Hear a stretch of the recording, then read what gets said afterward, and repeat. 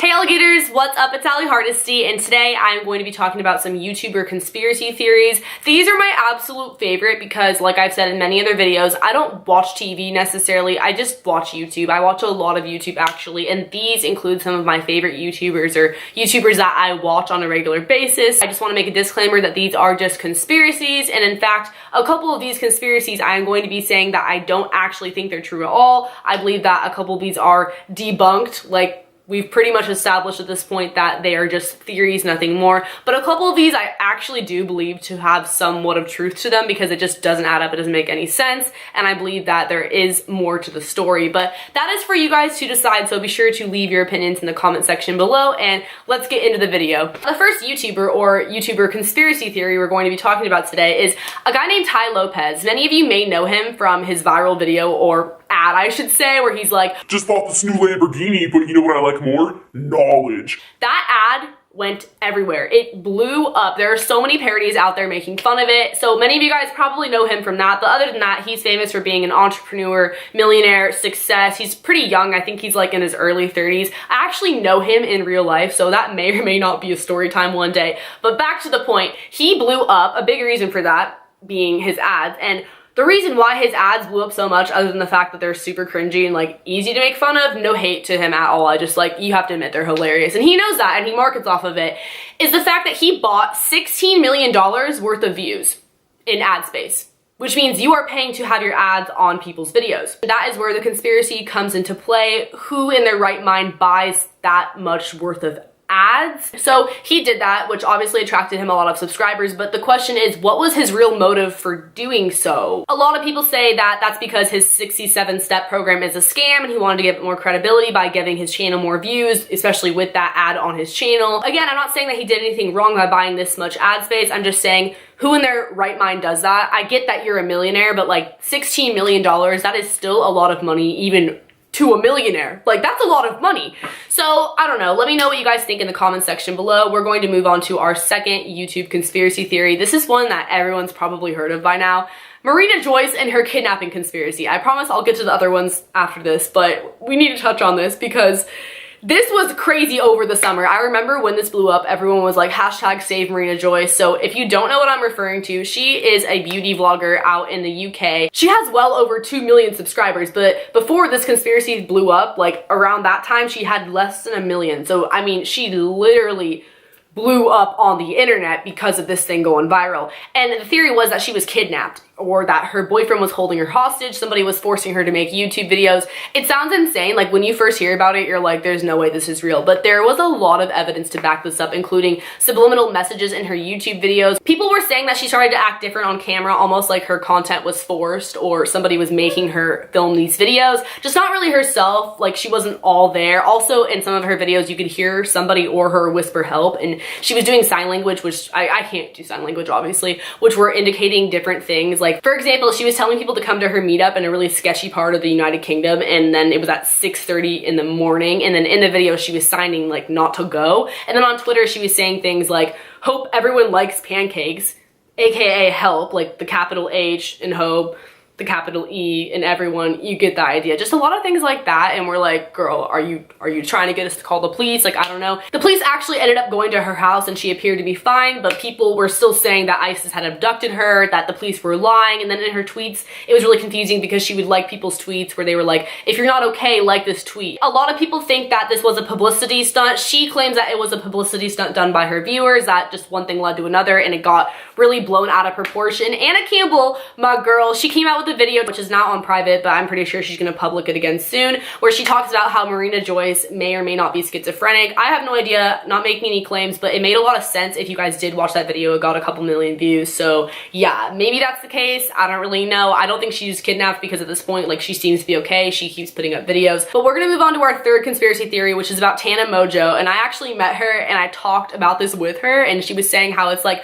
one of the most searched things involving her name on Google, which is her lying about her age, her actually not being 18, her being 21, 23, whatever. I've heard about this for a while. I think by now it's sort of died down because she actually had to tweet her ID picture with her information blurred out, of course, so people would believe her that she wasn't lying about her age. And obviously you're thinking like, what would she gain out of lying about her age? Like, why does it matter if she's 18 or 21? I don't really know, but the fact is, people say that if you have a younger audience, they're more active, like they're more likely to support you. You can relate better with like a younger audience if you are younger. Like on YouTube, if you're like 24, you're considered ancient, and that's just how it is. I don't know. People think that if you're younger, you can convince your parents to buy merch, to buy tour tickets, and you're just more active on fan pages and things like that. I do have a lot of younger viewers. I mean, I call you guys my alligators for Pete's sake. So I remember in the beginning, I was getting a lot more active on Instagram than like other YouTubers, so to speak, just because of that. So like, I kind of see how that would be a thing, you know, but like, I think her audience is like really widespread at this point. But anyways,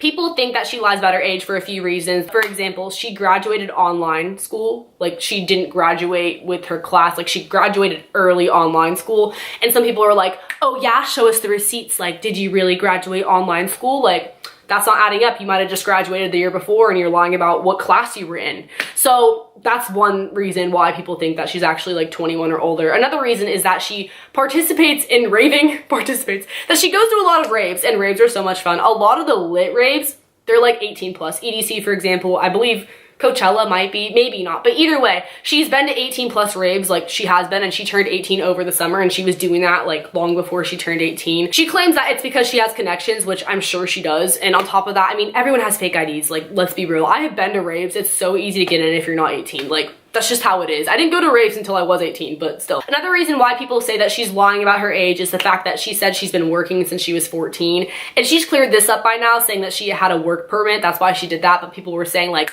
oh, actually in the state of blah, blah, blah, you can't work until you're this age, or you can't work that many hours until you're this age. And just people trying to basically prove her wrong with the law, because it obviously isn't common for people to work that young. Like, I don't know, at least in America, I feel like people don't work until they're like 16-ish, unless it's like a family business or babysitting, things like that. But she was working at PacSun. So yeah, that's sort of debunking that theory that she actually is how old she says she is, which is 18 years old. We're gonna move on to our fourth conspiracy theory, which is about FouseyTube. I don't know if I just pronounced that right or not. FouseyTube, he's a prank channel on YouTube. He's really popular. He has like, I don't know, 9 million subscribers or something insane like that. But anyways, this happened early 2016. You guys probably know what I'm going to talk about. And obviously this conspiracy has been debunked at this point, but there's like more to it I just want to add. Many of you guys may remember when Rice Gum punched him in the face and that video went viral, and then he came out saying that it was a publicity stunt. He says that the motive behind him doing that, because they were in on it together, like they planned that whole thing out and they like were collabing together in a way to like do that, was because he wanted to make a statement saying